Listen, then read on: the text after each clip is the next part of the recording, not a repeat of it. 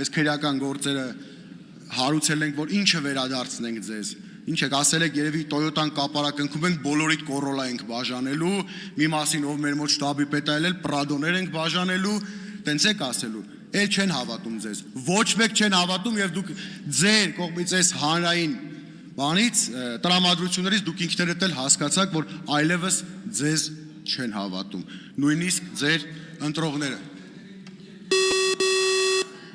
Հարգելի գործընկերներ, տեղից մի խոսեք, Դուք չեք բաժանում։ Պարոն Բաքոյան, դուք ստանում եք Պարոն Բաքոյան, դուք ստանում եք նախազգուշացում։ Հարգելի գործընկերներ, պահպանեք լռություն եւ թույլ տվեք, որ ամբիոնից խոսացողը հանգիստ իր ելույթը շարունակի։ Համեցեք։ Կարող եք շարունակել։ Շնորհակալություն։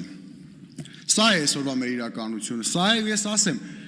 մոտալուտ այն ծրագրերը, որ դուք ունեք Հայաստանի Հանրապետության հետ կապված, այսինքն սահմանադրություն փոխելու, այսինքն սահմանազատում անելու, չգիտեմ Տիգրանաշենը հանձնելու, մյուսը հանձնելու, ընդդիմադիր հատվածը ձեզ խանգարելու է։ Եվ ես վստահ եմ, տեսեք, առաջին ընդդիմադիր Սամվել Կարապետյան կալանքի մեջ է։ Ռոբերտ Քոչյանը երեք ինքը նախորդ օրը որդին, Գագիկ Ծառուկյանի հետ արդեն պարզա տեսել ենք։ Սա լինելու է նաև արտախորհրդարանական բոլոր այն ուժերի հետ ընդդիմադիր, ովքեր ընդդիմադիր կարծիք են հայտնելու, ովքեր փորձելու են։ Ով կարողանալու է այս երկրում 50 մարդ իր կողքը հավաքի, ենթարկվելու է քաղաքական բռնաճնշման։ Որովհետև դուք սահմանադրական մեծամասնություն չստանալով չեք կարողանալու դա իրագործել։ Նույնիսկ դա ընտրություններից քանի որ 1 թե 2 օր էր անցել, Հաջիևը, Հիկմետ Հաջիևը շտապեց Հայաստան, որ գասի, բա հիմա որ չեք ստացել այդ սահմանադրական մեծամասնությունը, ոնց եք սահմանադրությունը փոխելու, որտեղ մենք պայմանավորվել ենք խաղաղության պայմանագիր կլինի միայն այն ժամանակ, երբ որ դուք սահմանադրությունը փոխեք։ Չգիտենք,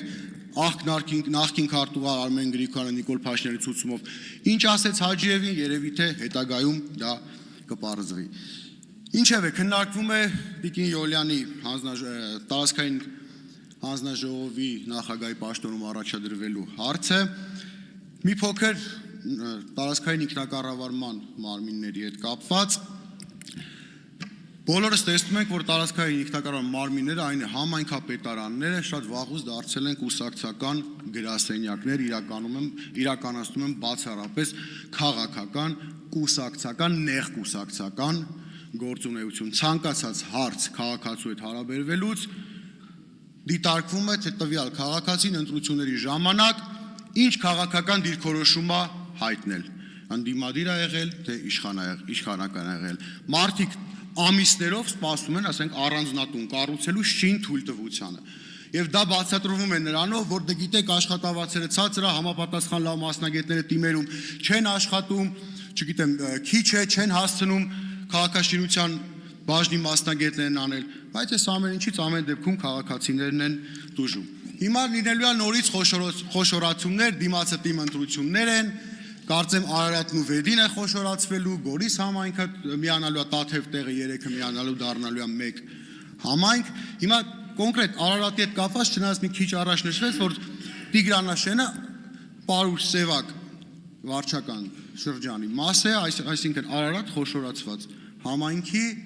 մաս անբաժանելի։ Հիմա Արարատ խոշորացված համայնքը Վեդին միացնելուց Տիգրանաշենը լինելու է, Տիգրանաշենը միանալու է դառնա Արարատ ավելի մեծ խոշորացված համայնք, թե Տիգրանաշենը առանձնացնելու ենք, նոր ենք խոշորացնելու։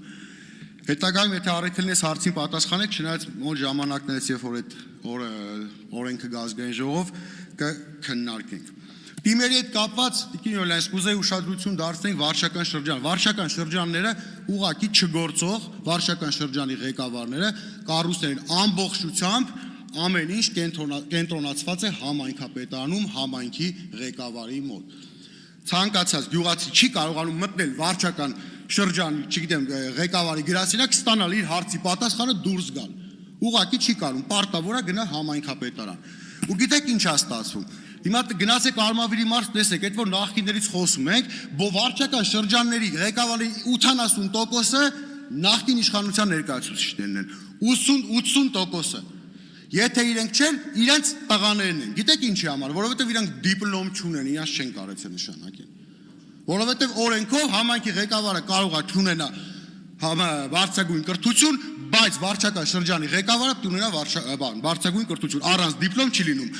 Մարդը տանում է իր կնոջը նշանակում է վարչական շրջանի ղեկավար, բայց այսպես ասած ռուլիտ է շրջանի ինքն անում, պեչատը դնում է ջեբը, գյուղով մանա գալի։ Կամ իր հորոխբորտով, այդ մարդը գործի չետում չի հասկանում ոչ մի բանից։ Հա? Պեչատա շտամբա ինչ-որ մի բան ունի, չէ, հաստատ ունի։ Կարող է ԿՊ-ական պեչատա, բայց մի բան ունի, պարոն Հարությունյան 100% ունի։ Այս հարցերին պետք է անպայման ուշադրություն դարձնել։ Համայնքների հանրային քննարկումների մասով թիմերի։ Այդ գնացեք յուրաքանչյուր համայնքապետարան մի հատ բացեք հանրային քննարկումների, ասենք այս հանրային քննարկմանը քանի մարդ է մասնակցել եւ տեսեք միշտ մասնակցում են 6 հոգի, որից 4-ը համայնքապետարանի աշխատողներն են, այն երկուսն էլ, չգիտեմ, իրենց բարեկամներ, ծանոթները, ամեն դեպքում սա որպես հանձնաժողովի նախագահ, այսինքն այս ինստիտուտն էլ կայացած չի։ Լավ, ինչևէ, եթե հնարավոր է 30 վայրկյան ավել խոսեմ, լավ ինչ վերաբերում էր կառավարության ծրագրին, այդ ժամանակ առիթ չեղավ խոսելու, երկար ներկայացվեց, ես ասեմ, որ իմ գնահատմամբ կառավարության ծրագիր չէր, ինչ որ մի կենաց էր, դա Հայաստանի Հանրապետության այն բովանդակությամբ, որ մենք բոլորս միշտ պատկերացրել ենք, այսինքն Հայաստանի Հանրապետություն իր պատմական հիշողությունով, իր ազգային արժեքներով եւ այդ ազգային արժեքները մեր սերունդներին փոխանցելու այդ ամբողջ բովանդակության մեջ,